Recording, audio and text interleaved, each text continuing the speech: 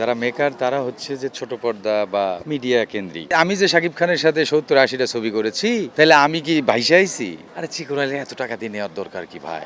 আমি একটা পোলারে আয়না দিতেছি, ওরে দিয়ে চালাই দেন।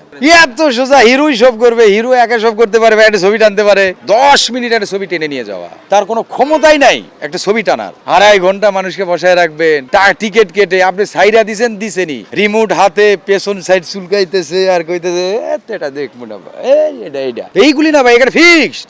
এখানে সবচেয়ে বড় কথা হচ্ছে এখন মেকার কারা, যারা মেকার তারা হচ্ছে যে ছোট পর্দা বা মিডিয়া কেন্দ্রিক। এই মানুষগুলো শুধু চেনে হচ্ছে শাকিব খানকে, বুবলিকে, অপু বিশ্বাসকে, মিমকে বা পরিমণিকে, মেন কাজ মানে এই দুইজনকেই চেনে। বাকি আমি যে শাকিব খানের সাথে 70-80টা ছবি করেছি, তাহলে আমি কি ভাইসা আইছি? আমাকে ওনারা চেনে না। কেন চেনে না? মজুক বিরাট কারবার, জিতে নাও ফ্যামিলি কার, স্পোর্টস বাইক ছাড়াও লক্ষ লক্ষ নিশ্চিত গিফট। কেন চিকন আলীর কাজটা আমি যে ওই আমার অ্যাসিস্ট্যান্ট ডিরেক্টরে দিয়ে করে ফেলতে পারবো। আরে চিকন আলী এত টাকা দিয়ে নেওয়ার দরকার কি ভাই? আমি একটা পোলারে আয়না দিতেছি, ওরে দিয়ে চালাই দেন। এত সোজা এলো ভাই সিনেমা, এত সোজা। হিরোই সব করবে, হিরো একা সব করতে পারবে, একটা ছবি টানতে পারে। তাইলে বিজয়ের মতো, আমির খানের মতো, সালমান খানের মতো এত এত বড় শিল্পীদের পাশে কত ক্যারেক্টার আর্টিস্ট গুলো নিয়ে আসা হয়। কেন নিয়ে আসা হয় ভাই? কারণ হচ্ছে যে ওই ভদ্রলোকের ক্ষমতা নেই, তিনি একটা ম্যান হাইট, বা তার ক্ষমতা নেই 10 মিনিট একটা ছবি টেনে নিয়ে যাওয়া। 10 মিনিট, তার কোনো ক্ষমতাই নাই একটা ছবি টানার। আপনার কো আর্টিস্ট লাগবে, আপনার সহকারী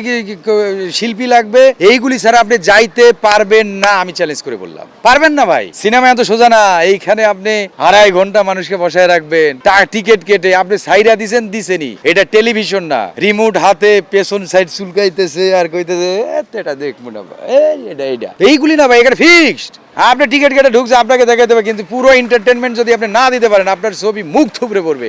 রকস্টার তার আগেরটা গেল, আমরা করছি না তার সাথে ছবি। ঝড় উঠছে না, বসগিরিতে ঝড় তুলি নাই, শুটারে ঝড় তুলি নাই, ভালোবাসলে ঘর বাঁধা যায় নাতে ঝড় তুলি নাই, পোড়ামন টুতে তুলি নাই। তাহলে আমাদের ডায়লগ গুলো মানুষ আওড়ায়। আপনার ডায়লগ যদি ছড়িয়ে না যায়, ছিটিয়ে না যায়, আপনার মুভির গান যদি ছড়িয়ে ছিটিয়ে না যায়, হবে না এটা।